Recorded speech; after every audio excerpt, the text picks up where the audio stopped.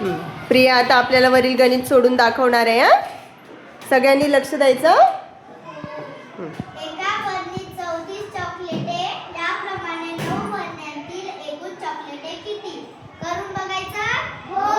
वयाला काय येणार? वजाबाकी, गुणाकार, भागाकार, बेरीज? गुणाकार. करून बघायचं एकदा? हो. 34 च्या पटला काय घ्यायचंय आपल्याला? 9. मग इथं घेऊत आपण 34 गुणिले 9. 9 चौक 36. मग इथं 36 लिहू का? नाही. इथं किती लिहायचे? 6. इथं किती लिहायचे? 3 कुठून आणले? 3 कुठून आणले? कारण की हाताला. कारण ते 36 आहेत का नाही?